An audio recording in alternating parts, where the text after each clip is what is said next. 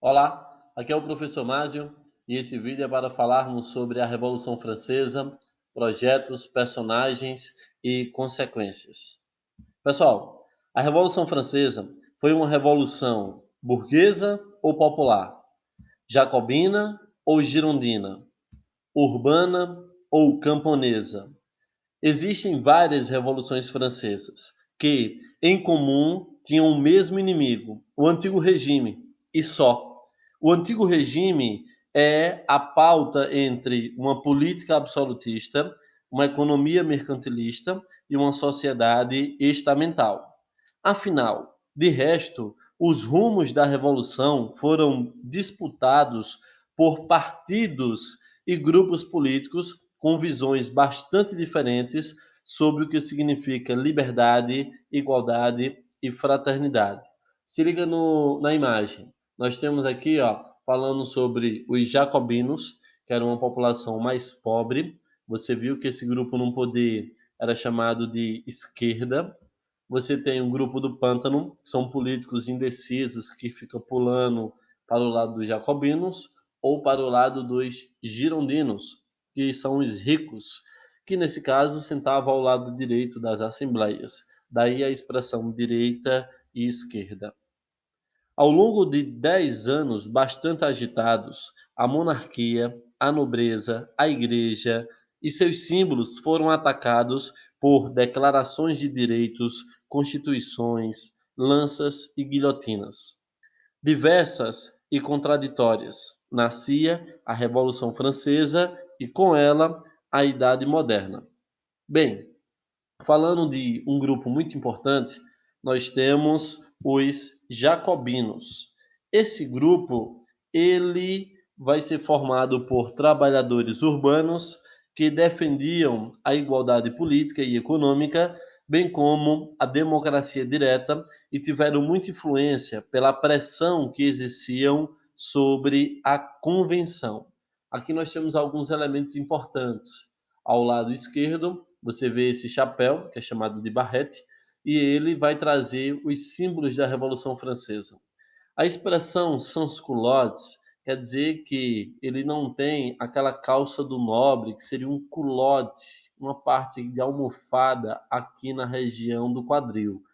Sans-culotte seria usar uma calça comum, feito esta da imagem. E esses trabalhadores urbanos, eles foram importantíssimos no processo da Revolução Francesa. Bem, se tratando dos personagens da Revolução Francesa, nós temos essa figura importantíssima, o Danton. Galera, o Danton, ele participou de diversas coisas da nossa revolução. Observe, ele foi presidente dos Cordieles, é um grupo da ala radical dos jacobinos.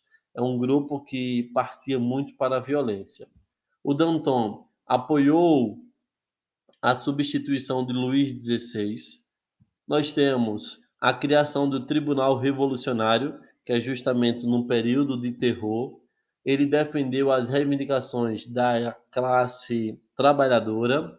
Ele criou o Exército Revolucionário quando a Áustria, a Prússia atacou a França e ele acabou perdendo o lugar de grupo dos Cordieles para um amigo chamado Ebert, que esse cara ele defendia o uso da violência, mais intensificação, mais energia na luta contra a classe rica.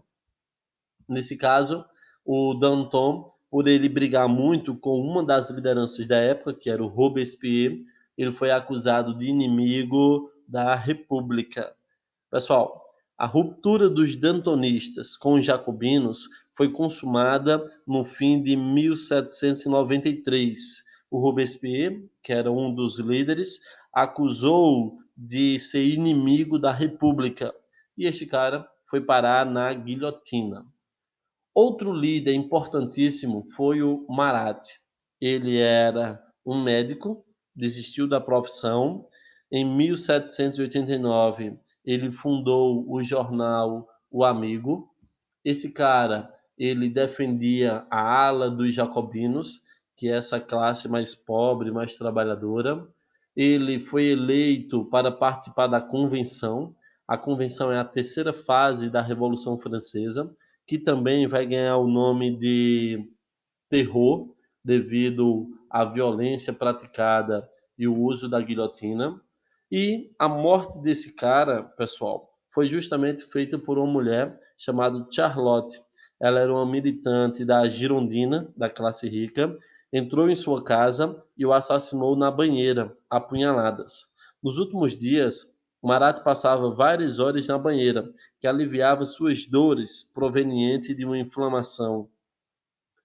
E aí nós temos agora o terceiro pilar dessa revolução, que é o Maximilien Robespierre. Esse acaba sendo o líder principal colocado para a gente.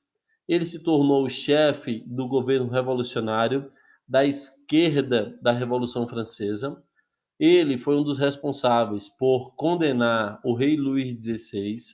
Ele criou o Comitê da Salvação Pública, que foi no período da Convenção, para reestruturar a política e a economia francesa frente ao Comitê de Revolução Pública, que fez com que ele lutasse e controlasse o exército contra a Áustria e a Prússia.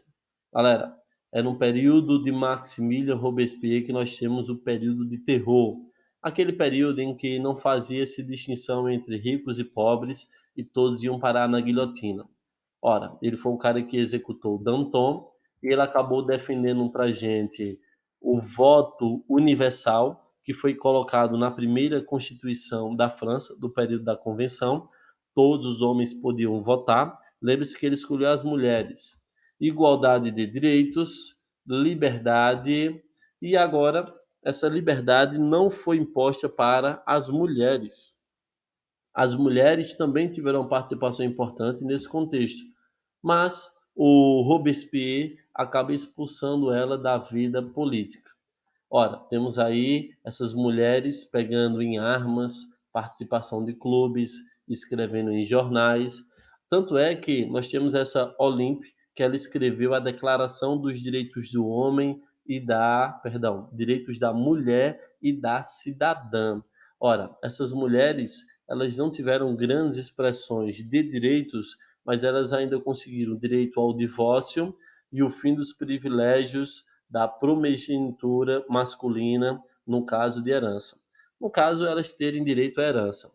Esta imagem que vocês estão vendo, mulheres puxando canhões, pegando em armas, é a marcha sobre Versalhes, quando mulheres organizaram uma marcha contra o alto preço e a escassez do pão. Pessoal, observe então que a Revolução Francesa ela é cheia de contradições e vários grupos lutando por direitos. Nesse caso, a gente pode agora pontuar a questão da consequência. E aí a gente vai fazer uma comparação entre como era a sociedade da Revolução Francesa e como é que ela ficou depois, tá? Nesse caso, antes da Revolução Francesa, nós temos o antigo regime, que seria política absolutista, economia mercantilista e sociedade estamental. E pós-Revolução Francesa, nós temos o objetivo de uma sociedade burguesa. Nesse caso, nós temos, de um lado, o absolutismo, que é todo o poder concentrado no rei, ele é a figura de Deus representada aqui na Terra, e as pessoas agora vão lutar para que a política seja baseada em leis, seja baseado na Constituição, tendo como foco principal as ideias de Charles de Montesquieu, que seria executivo, legislativo e judiciário. Nós temos na economia o mercantilismo, que seria o acúmulo de metais preciosos, proteger a balança comercial, proteger a economia, contra a ideia de liberalismo de Adam Smith, que ele vai dizer que a economia deve ser controlada por uma luva invisível. A proposta de oferta e procura. Nós temos outro ponto importante que são os súditos. Ora, antes da Revolução, as pessoas eram consideradas súditos, isto é, abaixa a cabeça e obedece, só tem deveres. A parte da Revolução Francesa, essa galera vai ser chamada de cidadão, isto é, tem direitos e deveres dentro dessa sociedade. Outro ponto importante é que não havia igualdade, tanto é que você deve lembrar que a sociedade ela era dividida entre nobre, clero e trabalhador. E o trabalhador era o único que pagava imposto e não tinha nenhum privilégio. A partir de agora, as pessoas vão se tornar iguais perante a lei. Lembre-se, essa igualdade ela foi posta mais para os homens. Mulheres e outros grupos foram excluídos desse processo. Pois então, nós já citamos que nobre e clero tinham direitos, tanto é que essa é uma charge que a gente já analisou anteriormente, mostrando a igreja e o nobre em cima dos trabalhadores, já que eles eram os únicos que pagavam impostos. E agora a gente vai ter o domínio da burguesia frente a essa sociedade. Sobretudo com a Revolução Industrial, a burguesia vai ganhar mais poder e mais destaque para a gente. Pois então, a sociedade antes era chamada de estamentos, isto é, dividida pelo nascimento, e agora vai ser uma sociedade baseada na divisão do dinheiro, vai ser chamado de classe social, ricos e pobres. Observe que do lado do estamento, você não tem a flexibilidade. Dificilmente um grupo dos servos, dos trabalhadores, vão se tornar nobres ou vai para o grupo do clero. Nesse caso da classe social, observe que questão de sorte, talento, riquezas vai ser o ponto-chave para a pessoa que é pobre e a pessoa que é muito rica. E para finalizarmos, nós temos que o antigo regime era baseado na fé, tanto é que o rei, ele era o representante de Deus aqui na terra.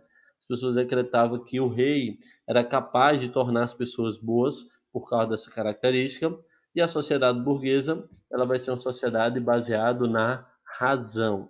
Como influência principal, o iluminismo. Galera, o iluminismo acaba sendo ideias burguesas baseado na razão para destruir o antigo regime.